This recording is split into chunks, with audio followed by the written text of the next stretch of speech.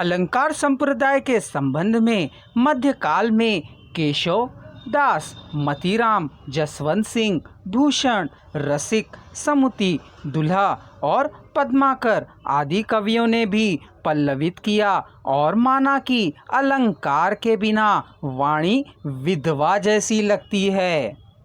अलंकार संप्रदाय के इन आचार्यों के अनुसार अलंकार काव्य की शोभा भी नहीं बढ़ाते बल्कि उसके सभी अवयवों में प्राण सत्ता का संचार भी करते हैं।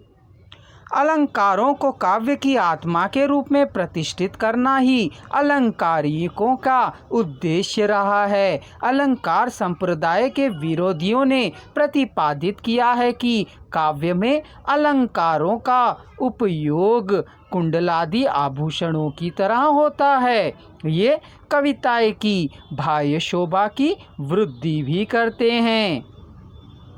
एक सत्य यह भी है कि काव्य की सार्थक संप्रेषणीयता में उनकी उपस्थिति या अनुपस्थिति से कोई फर्क नहीं पड़ता, क्योंकि अलंकार मात्र साधन होते हैं, साध्य नहीं। शायद ऐसा स्वीकारने वाले आचार्यों के प्रबल होने पर अलंकार संप्रदाय का स्वर क्रमशः धीमा होने लगा।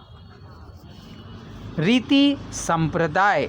रीतिरात्मा का वश्य वामन ने अपने काव्यालंकार सूत्र में अलंकार की सत्ता का खंडन करते हुए रीति को काव्य की आत्मा का स्थान दिया। उनके अनुसार शरीर और आत्मा के संबंधों की भांति काव्य का संबंध विशिष्ट पद रचना रीति से होता है। उनके कथन के समर्थन में आचार्यों की कतार तो तैयार नहीं हुई, पर आधुनिक साहित्य शास्त्र ने रीति संप्रदाय का ही उत्थान संरचना, विधा विज्ञान और शैली विज्ञान के रूप में हुआ।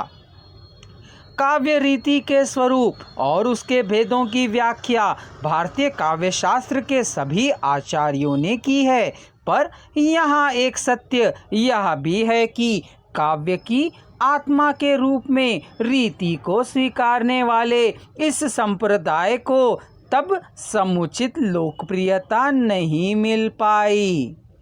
ध्वनि संप्रदाय। 9वीं शताब्दी के आनंदवर्धन ने काव्य की आत्मा के रूप में ध्वनि को प्रतिष्ठित किया।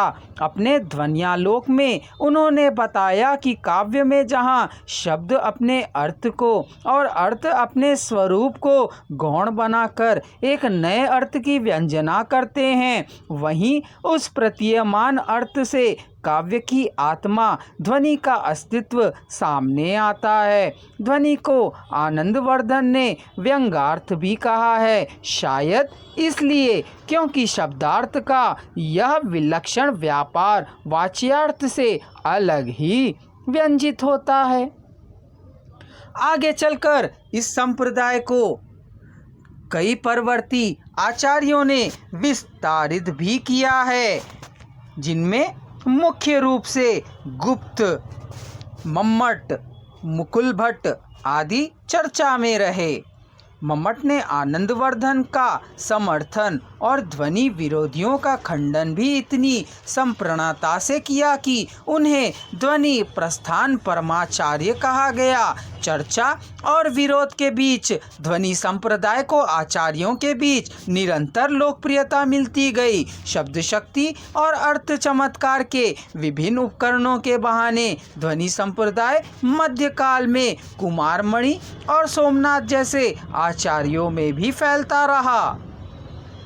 एक सत्य यह भी है कि भले ही ध्वनि को काव्य की आत्मा के रूप में सर्वमान्यता नहीं मिली, पर हाँ, ध्वनि का वैशिष्ट्य काव्य शास्त्र में निरंतर स्थापित रहा है। अगले वीडियो में और देखते हैं।